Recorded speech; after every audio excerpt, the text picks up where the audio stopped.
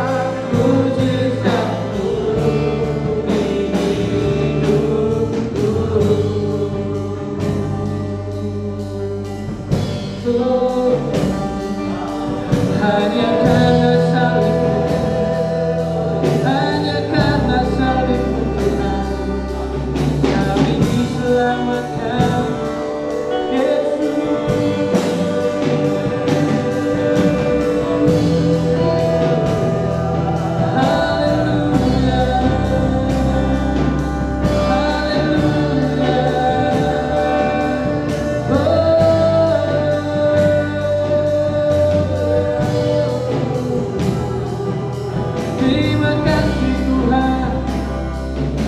Terima kasih Yesus. Haleluya.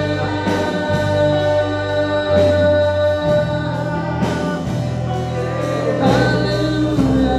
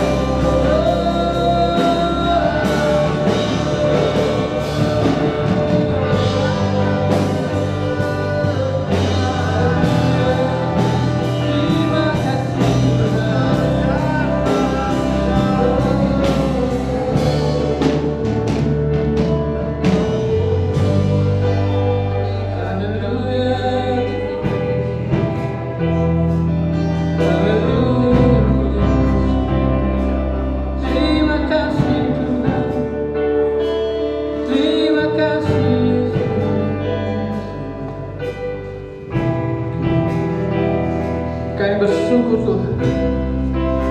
Kami bersyukur Yesus pagi hari ini.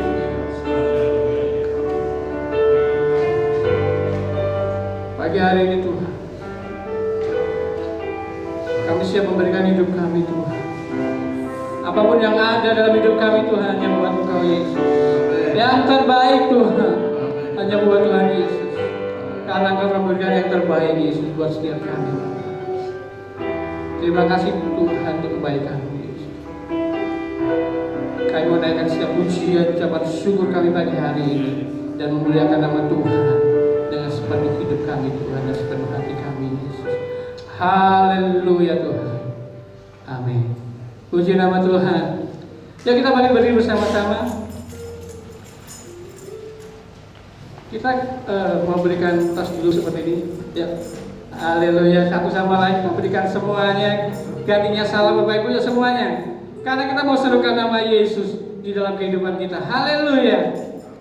Yeay. Haleluya Tuhan.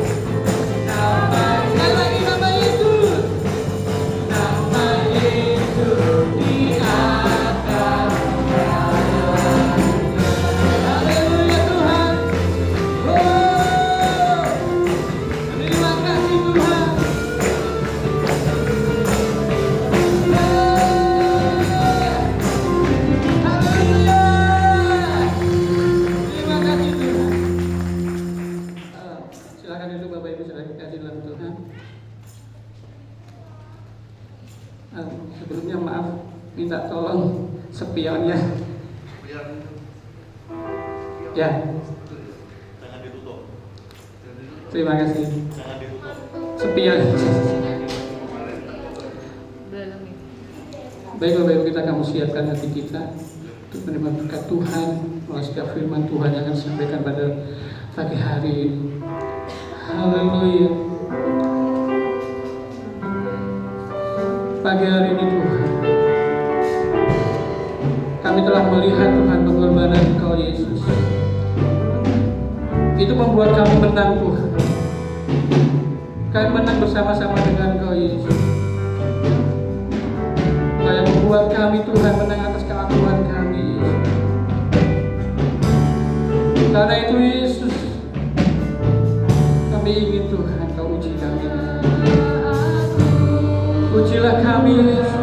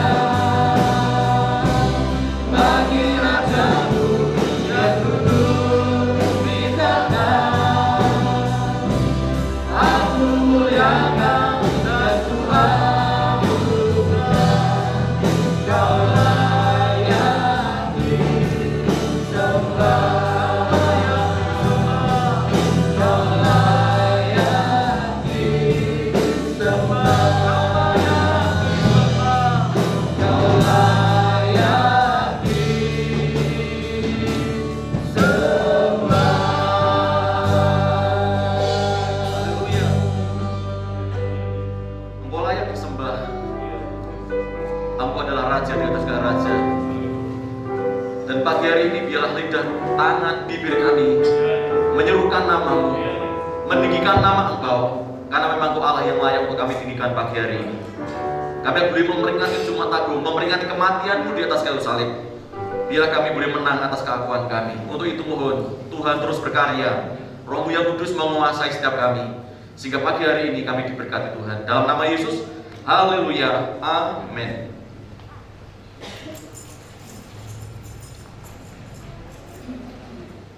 Shalom. Ya, puji Tuhan, pagi hari ini kita jumpa lagi. Kita akan belajar bersama-sama. Tema kita adalah menang atas keakuan. Kita baca bersama-sama 2-3. 2-3. 2-3. Menang atas keakuan. Menjadi pembahasan kita lihat dalam kitab Efesus pasal 2 ayat 1 sampai 3. Menjadi pembacaan kita pagi hari ini. Efesus pasal 2 ayat 1 sampai 3. Kita akan baca bersama-sama. Kita boleh memperingati Jumat Agung pada pagi hari ini.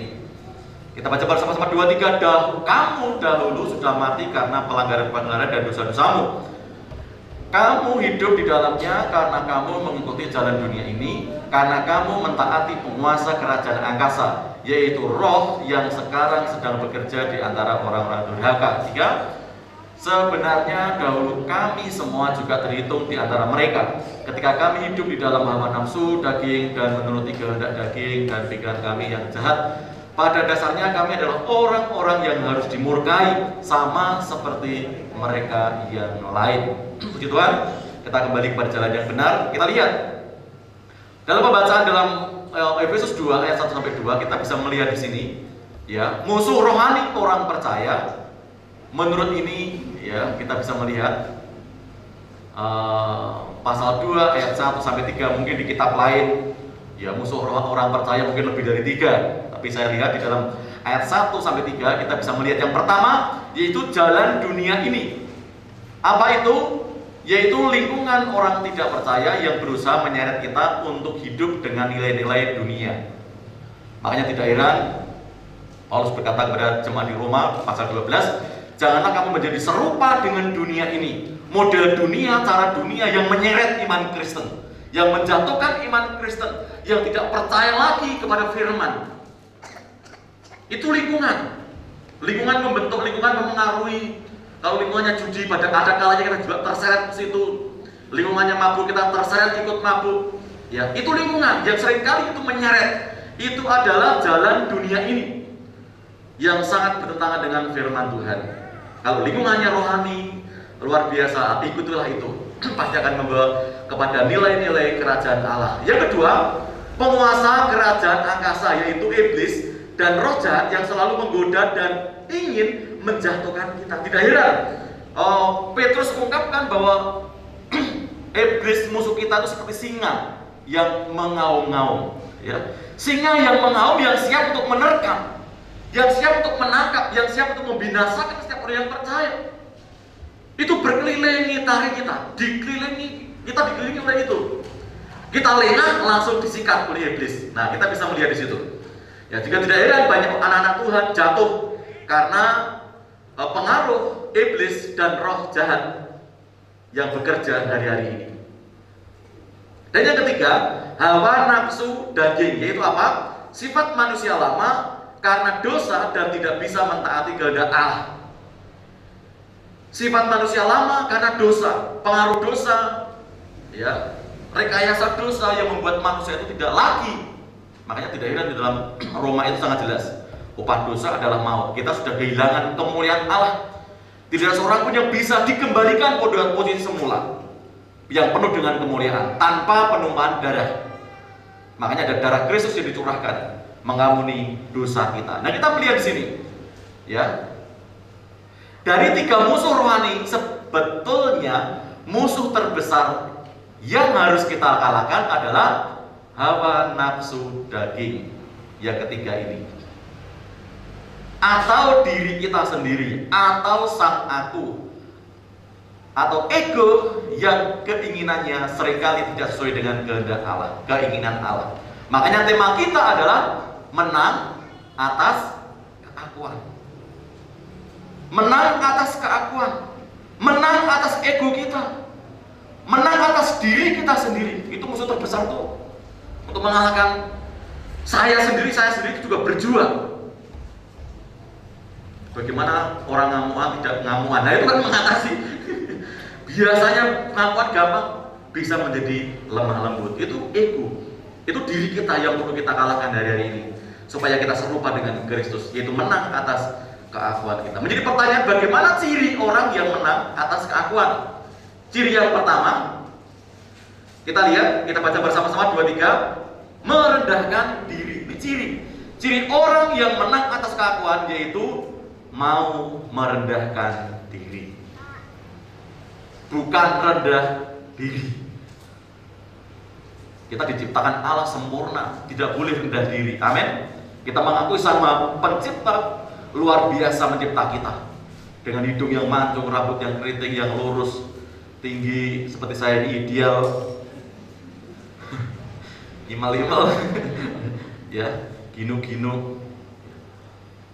Nggak boleh kita rendah diri, tapi rendah hati.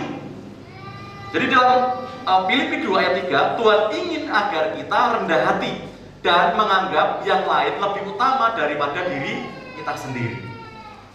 Jadi menang atas keakuan adalah menganggap orang lain lebih penting, menganggap orang lain lebih mulia dari diri kita, menganggap orang lain lebih baik dari diri kita. Ya. Nah, kita teladan yang luar biasa dalam Filipi 2 ayat yang ketiga ini. Bahkan Yesus rela merendahkan dirinya untuk melayani. Dia Allah yang layak untuk kita layani. Tapi dalam kehidupan di dunia, Yesus memberikan teladan bagaimana Yesus merendahkan dirinya melayani. Loh, dia raja, dia dari kehidupan, dia masuk ke dalam kematian. Dia harusnya disembah, tapi mau melayani. Apa yang dia lakukan? Yaitu mencuci kaki para muridnya. Muridnya kakinya budukan, muridnya kakinya angkrangan. Apa? Rangen. Ya. Tapi Yesus mau melakukan itu. Itu bukti kerendahan hati Yesus yang mau melayani. Bahkan dia mengambil rupa seorang hamba, bahkan taat sampai mati di atas kayu salib. Bahkan dia mengambil rupa seorang hamba. Di dalam kemahakuasaannya, kejayaannya, kemegahannya, dia mau menjadi seorang hamba, mau menjadi seorang budak yang tidak ada harganya sama sekali, bahkan taat sampai mati, bukan setengah mati. Ketaatannya luar biasa, memanggul salib sampai akhir, walaupun kelanjutan pemanggulan salib dilakukan oleh orang lain. Tapi kita bisa melihat di sini ketaatannya bahkan mati di atas kayu salib. Itulah sebabnya Allah sangat meninggikan dia. Itu baca dalam Filipi 2 tadi ayat 7 sampai 11. Perikop itu. Itulah sebabnya Allah sangat meninggikan dia. Bukan Yesus lebih tinggi dari Bapa, bukan Yesus lebih tinggi dari Roh Kudus. Sama semua. Ya, karena Allah sangat meninggikan dia dan mengaruniakan kepadanya nama di atas segala nama. Yesus menjadi pribadi, Yesus Kristus adalah Tuhan. Itu saat selesai dia mati di atas kayu salib, sehingga Allah memberikan nama di atas segala nama. Karena dalam perikop ini sangat jelas, mengaruniakan kepadanya nama di atas segala nama, supaya bertekuk lutut segala yang ada di langit, di atas. Terus siapa lagi? Yang ada di atas bumi. Kita ada di atas bumi, amin. Jadi kita semua ciptaannya manusia. Bahkan yang ada di bawah bumi. Siapa yang di bawah bumi? Orang-orang yang mati karena percaya kepada Allah, percaya kepada Kristus sebelum Yesus itu ada. Jadi tidak ada pekabaran Injil di dunia orang mati, enggak. Dalam gereja Betel Indonesia tidak mengajarkan ada penginjilan di liang kematian. Tapi perikop Efesus adalah Yesus sedang memproklamasikan bahwa dia Allah yang tidak akan mati, dia bisa bangkit dan tidak dibatasi oleh ruang dan waktu. Dia bisa menembus dunia orang mati sekalipun. Tapi tidak ada kepercayaan di situ, tidak ada terima Yesus langsung selamat, enggak. Ya, terima Yesus ya selama kita di dunia, selama kita masih hidup ini. Jadi Yesus sedang memproklamasikan, Yesus sedang menyatakan di dunia orang mati, bahkan mereka yang pernah percaya di dalam konsep perjanjian lama sebelum Yesus lahir. Ya, kan banyak orang percaya itu. Ya, kepada Yahweh, kepada Bapa, kepada Allah dalam konsep perjanjian lama. Nah, baru Yesus lahir. Nah, itu memproklamasikan, bukan penginjilan. Penyataan proklamasi bagaimana inilah Allah yang sudah dinubuatkan berpuluh-puluh tahun, beratus-ratus tahun. Ya. Dia kalau di dalam Yesaya sangat jelas sekali, rupanya pun tidak menyerupai manusia. Karena deritanya sangat penderitanya luar biasa itu. Nah, ini Yesus. Jadi tidak ada tempat sedikit pun dimanapun tidak akan mengakui bahwa Yesus adalah Tuhan. Dimanapun tempatnya tidak ada tempat yang tidak mengakui, yang tidak berlutut dengan jempolnya menyembah kepada Yesus. Pada akhirnya akan ke sana. Nah, bersyukur kepada saudara saya yang saat ini sudah percaya kepada Yesus sebagai Tuhan dan Juru Selamat. Jadi Allah sangat meninggikan. Karena semua tuntutan hukum Taurat sudah digenapkan dalam pribadi Yesus dengan kematiannya di atas kayu salib, dengan ketaatannya. Yang kedua, kita baca bersama-sama 2-3, menjaga hati. Nah, kita bisa melihat dalam Yohanes 13.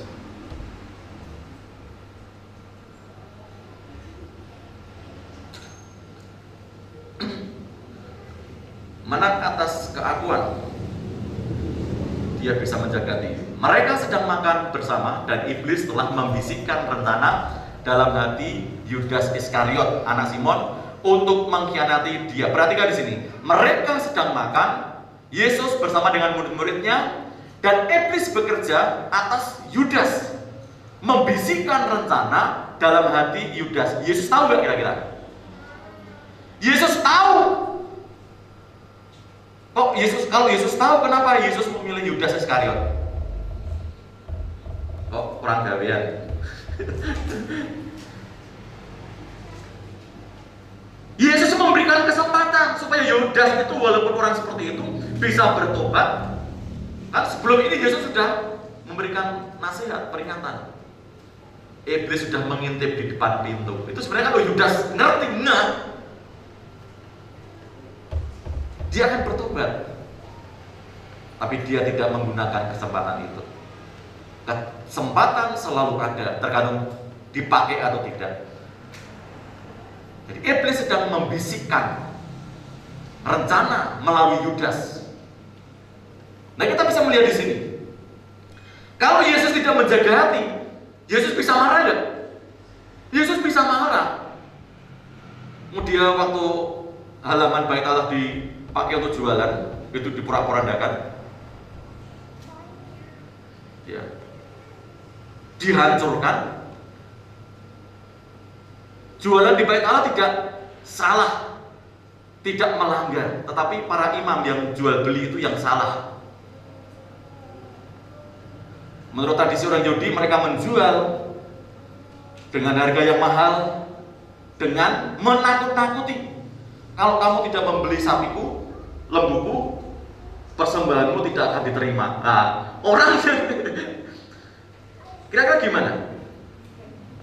Akhirnya gimana? Membeli dengan terpaksa.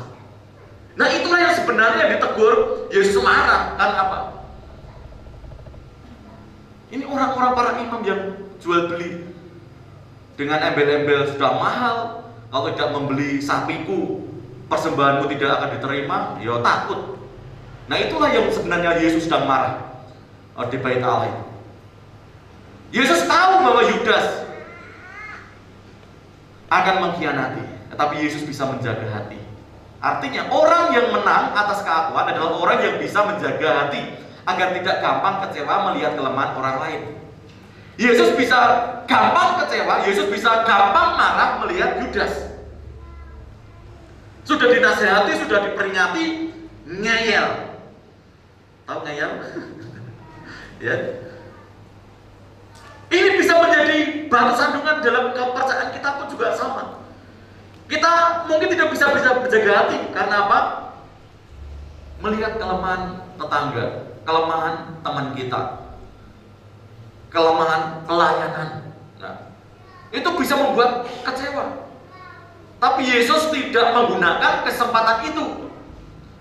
Karena Yesus bisa menjaga hatinya. Iya, dia Yesus, enggak sama saudara dan saya. Harus bisa selalu menjaga hati kita. Karena Alkitab dengan jelas Amsal katakan, jagalah hatimu dalam segala kewaspadaan, karena dari situ terpancar kehidupan. Tidak menutup kemungkinan tetangga kita mengejek kita. Tidak menutup kemungkinan tetangga kita mungkin lebih mobilnya lebih mantap. Atau melihat para pelayan-pelayan yang kehidupannya amburadul sehingga kita menjadi lemah. Kita bisa melihat Yesus. Sebenarnya Yesus punya alasan kecewa. Tapi Yesus katakan, ya, dia bisa menjaga hati agar tidak gampang kecewa melihat kelemahan orang lain. Walaupun Yesus benar serta penuh kasih dan baik hati, namun akan tetap ada orang seperti Yudas Iskariot yang akan mengkhianati. 3,5 tahun perjalanan hidup bersama dengan Yesus, makan bersama, pergi bersama, tapi ada orang-orang yang seperti itu, seperti Yudas. Dan itu juga mungkin ada di dalam kehidupan keluarga kita, mungkin ada di lingkungan kita. Yang pasti kalau Anda ingin menang atas keakuan, harus bisa menjaga hati. Amin. Yesus tidak pahit hati ketika dikhianati, bahkan ketika dianiaya. Dalam Petrus 2, 1 Petrus 2 ayat 23 mencatat, ketika ia dicaci maki, ia tidak membalas dengan caci maki. Ketika ia menderita, ia tidak mengancam. Tapi Yesus menyerahkan kepada mereka semua, kepada Dia yang menghakimi dengan adil. Kepada Bapa di surga yang memberi penghakiman secara adil. Yesus tidak pahit hati ketika dikhianati, karena Yesus bisa menjaga hati. Orang yang menang atas keakuan bisa menjaga hatinya dalam segala kewaspadaan. Amin. Orang lain diberkati, puji Tuhan. Kita punya teman, kita punya keluarga, kita punya tetangga diberkati. Itu aja bisa menjaga hati kita. Yang ketiga, kita baca bersama-sama 2-3, melakukan hal yang baik. Yohanes 13 ayat yang ke-7. Yohanes 13 ayat yang ke-7. Firman Tuhan katakan, jawab Yesus kepadanya, apa yang kuperbuat engkau tidak tahu sekarang, tetapi engkau akan mengerti kelak. Di sini perikop bahwa Yesus sedang membasuh kaki para murid. Apa yang kuperbuat engkau tidak tahu sekarang, tetapi engkau akan mengerti kelak. Ini sesuatu yang sudah diperbuat. Kembali kepada jalan yang benar, yang bisa diperbuat oleh Yesus.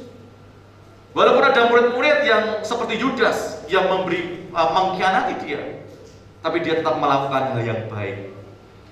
Saat orang lain pun juga tidak berbuat baik kepada kita, kita tetap harus berbuat baik. Memang itu predikat kita. Jadi Yesus menanggalkan jubah, mengambil lap dan air serta membasuh kaki para muridnya.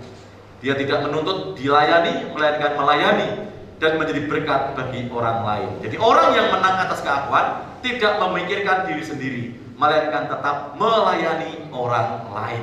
Orang lain yang menyakiti, dia tetap melayani. Orang lain mencaci maki, tetap melakukan hal yang baik. Itu ajaran Tuhan Yesus. Kalau kita ingin hidup menang atas keakuan, orang lain menyakiti kita, kita tidak membalas menyakiti, tapi kita tetap berbuat baik. Wah, itu sulit. Tapi itulah kalau kita ingin menang atas keakuan kita. Itu bukan saya. Ya itu kita belajar di sini. Biasanya saya dicaci maki, disakiti, membalas menyakiti. Tapi juga kita belajar melakukan menang atas keakuan untuk tetap terus melakukan hal yang baik. Melakukan hal yang baik walaupun disalahpahami, namun Yesus tetap melakukan hal yang baik bagi orang lain. Apa yang aku perbuat engkau tidak tahu sekarang, tetapi engkau akan mengerti kelak. Sehingga Yesus memberikan teladan saling melayani. Dia memberi teladan melayani satu dengan yang lain. Dan akhirnya kehidupan pelayanan para murid pun mengalami hal yang sama. Gereja mula-mula terbentuk oleh karena kebersamaan, membagi berkat bersama, berkumpul bersama, memecahkan roti bersama, berdoa bersama. Itu hal yang sudah dilakukan oleh Yesus. Walaupun Yesus dianiaya, dicaci maki dan lain sebagainya, dia tidak membalas semuanya. Amsal 27 ayat 6 mencatat, seorang kawan memukul dengan maksud baik, tapi seorang lawan mencium secara berlimpah-limpah. Mungkin ketika kita menegur teman, belum tentu mereka mau menerimanya dengan baik, malah mungkin akan marah. Namun kita harus tetap melakukan bagian kita demi kebaikan orang lain. Kita sudah berbuat baik, kok dia tidak menerima kita, ya tetap kita berbuat baik. Amin. Itu kita belajar menang atas keakuan dalam hidup kita. Amin.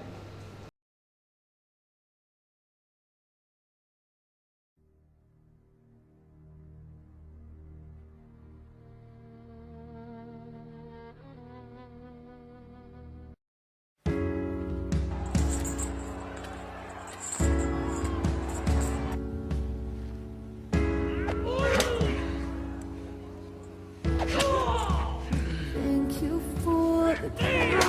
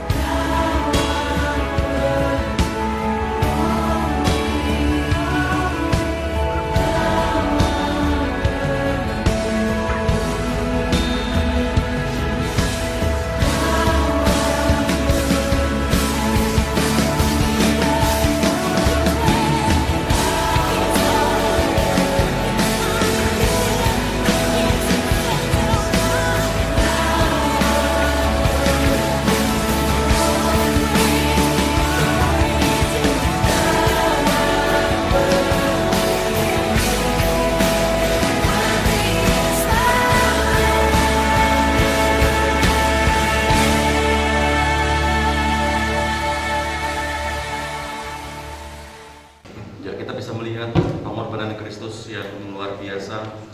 Itu film yang dibuat oleh manusia, tetapi sebenarnya lebih daripada itu penderitaan Yesus waktu dia mau masuk di dalam kematiannya. Lebih daripada film yang kita lihat. Kita melihat film aja begitu ngerinya, tapi lebih daripada itu. Itulah Tuhan kita. Yesaya sudah memberikan nubuat, rupanya pun tidak menyerupai manusia lagi, dan kita menjadi lebih percaya, lebih sungguh-sungguh.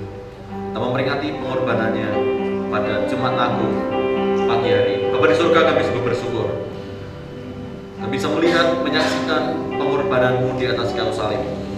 Engkau telah menang atas keakuan. Kami sungguh bersyukur teladan yang luar biasa melalui firman-Mu. Belajar atas keteladan Engkau ya Tuhan, kesetiaan-Mu sampai mati di atas kayu salib, untuk kami terus menghidupi firman-Mu. Di tengah ibadah kami akan bersekutu dengan tubuh dan darah-Mu. Layakkan setiap kami, baik kami yang melayani maupun kami yang dilayani, supaya tubuh dan darah-Mu manunggal dalam hidup kami. Kami terus mengingat kembali akan pengorbanan-Mu di atas kayu salib, yang menjadikan hidup kami yang dulu tidak berarti sekarang berarti, oleh karena Tuhan Yesus telah mati untuk kami. Kami sambut berkat berjamaah kudus dalam nama Yesus. Haleluya. Amin. Hanya Engkau Tuhan di hidupku.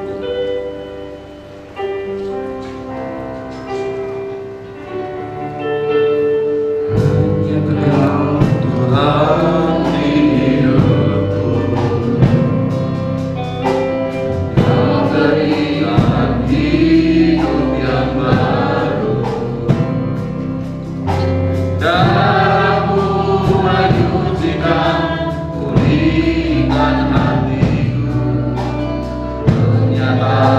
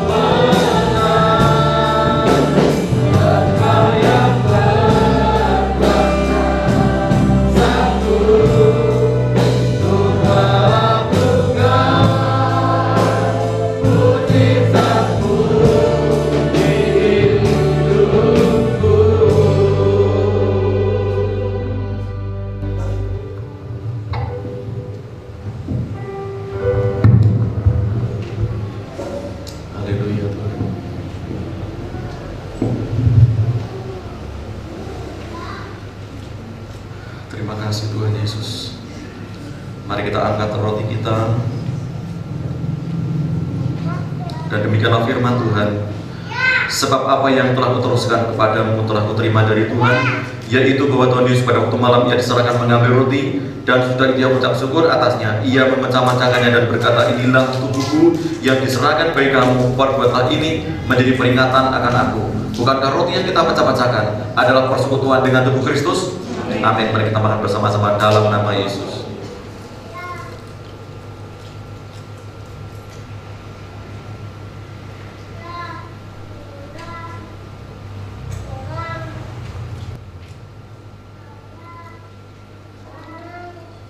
Terima kasih Tuhan. Demikian juga ia mengambil cawan sudah makan lalu berkata, cawan ini adalah perjanjian baru yang dimeterkan oleh darahku. Perbuatlah ini setiap kali meminumnya menjadi peringatan akan aku.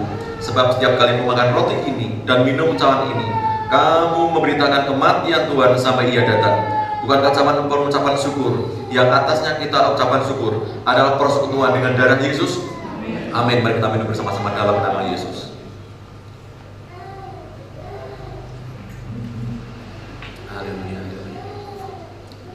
Kami bersyukur Tuhan atas tubuh dan darah-Mu yang dipecah-pecahkan, yang dicurahkan untuk pengampunan dosa kami. Kami boleh memperingati di hari Jumat Agung ini.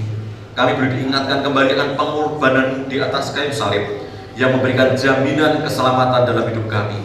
Untuk kami terus percaya kepada Tuhan, untuk kami terus melekat kepada Tuhan, untuk kami tetap setia karena Engkau lebih dahulu setia kepada kami, setia dalam panggilan-Mu sampai Engkau mati di atas kayu salib. Terima kasih. Beri kemampuan seluruh jemaat-Mu, kami semua ya Tuhan, untuk meneladani Engkau, untuk kami hidup menang atas keakuan dalam diri kami. Di dalam nama Yesus kami berdoa. Haleluya. Amin. Shalom jemaat, berikut adalah sekilas info Jumat Agung. Kami segenap jemaat mengucapkan terima kasih untuk pelayanannya pada hari ini, Bapak Pendeta Simeon Suradi. Ibadah persekutuan doa dilaksanakan pada hari Sabtu pukul 9 hingga 10 waktu Indonesia Barat. Latihan ibadah Paskah dilaksanakan pada hari Sabtu pukul 18 waktu Indonesia Barat. Berikut adalah petugas pelayan ibadah Paskah. Worship leader Ibu Nur, singer Ibu Dwi, Saudari Sepna, dan Saudara Asis. Musik Saudara Samuel, Saudari Marcella, Saudara Rio, dan Saudara Yosep. Multimedia Saudara Carlos. Tamborin Saudari Nina, Saudari Vina, dan Saudari Melin. Berikut adalah petugas perjamuan kudus, Bapak Dwi dan Bapak Toto. Dan ibadah Paskah kedua, Bapak Bambang dan Bapak Budi. Katekisasi baptisan air dilaksanakan pada besok Minggu pukul 10 hingga 11 atau setelah ibadah yang kedua. Ibadah anak betel dilaksanakan pada Minggu 11 April pukul 8.30 hingga 9.30 atau pada ibadah yang kedua. Berikut adalah sekelas info dari kami.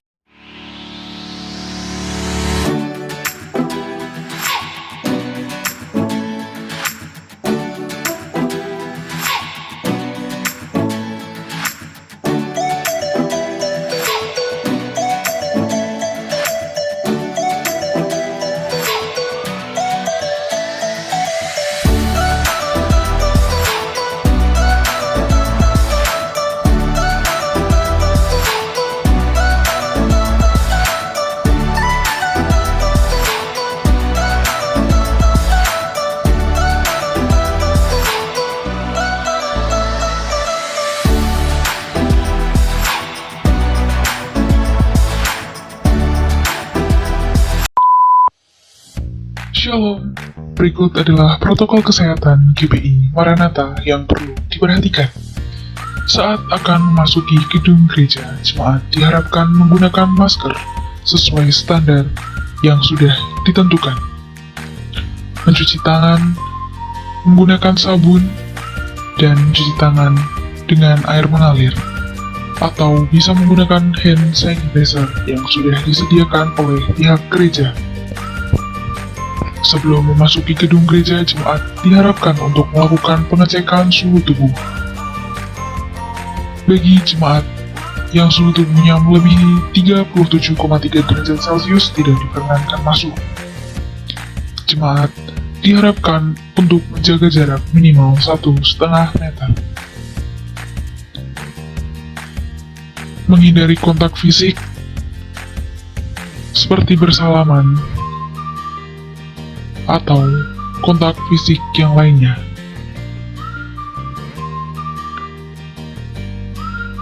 Jemaat diharapkan untuk duduk di kursi yang sudah disediakan oleh pihak gereja.